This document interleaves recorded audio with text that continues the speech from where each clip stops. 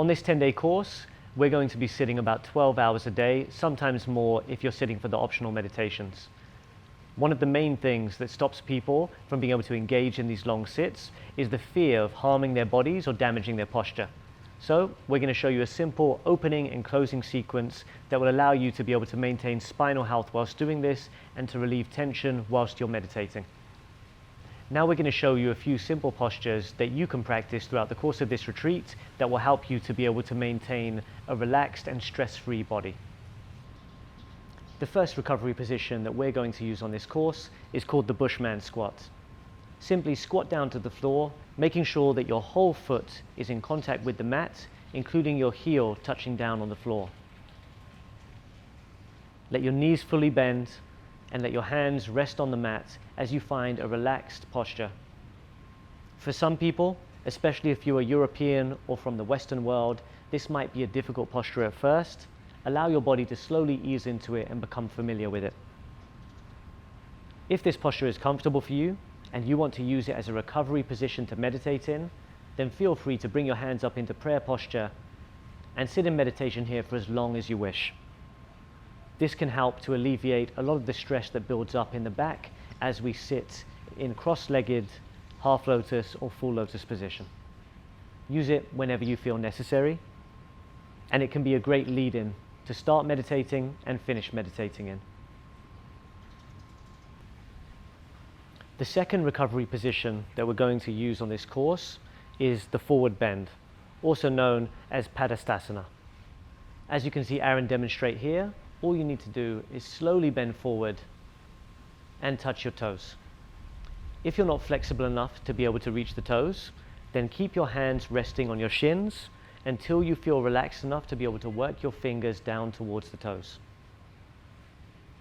If that's easy for you, then place your hands flat on the feet and lean into it.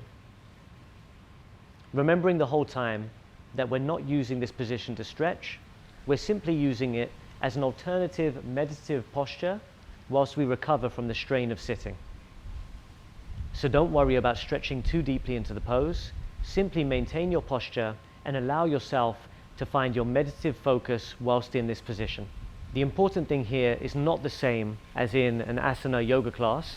The important thing here is for you to maintain a stable body position whilst your knees are straight.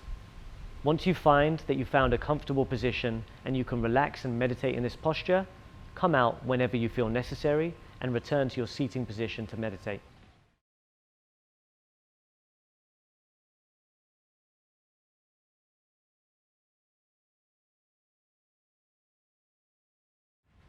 The next recovery posture is called Tadasana. Simply stand with your feet about shoulder width apart. Allow your arms to rest by your sides. And then as you find your meditative focus in this position, slowly start to push straight down with your hands until your arms are entirely straight and you can feel your shoulders working away from your ears.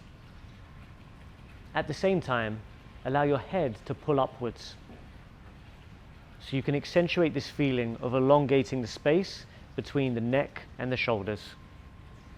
When you've become comfortable with your meditative focus in this position, slowly start to work your arms up above your heads, keeping your arms straight at all times.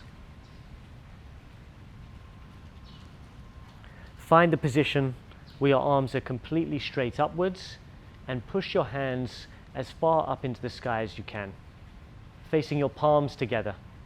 Once you've extended yourself as far as you can go, slowly work your shoulders downwards so that your shoulder blades are retracted and pulling down and your arms are pushing up. When you found your meditative focus here and are ready to release, slowly bring your arms back down by your sides and prepare yourself to begin your meditation again.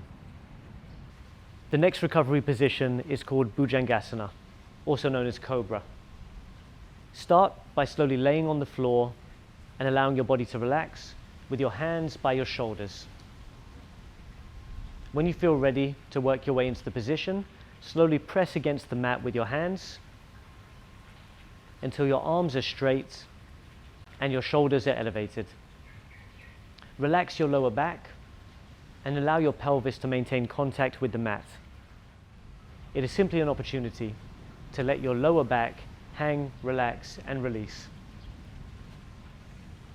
As you find a comfortable meditative focus within the posture, slowly allow your shoulders to work their way away from the ears. And then when you become comfortable with this, start to work your head up towards the ceiling and look upwards. This helps to stretch out and activate the line between the throat and the groin.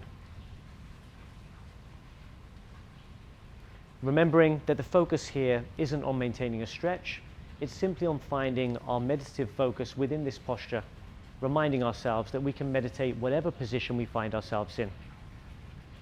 When you're done, slowly work your way back to the mat by relaxing your arms and letting your body uncurl.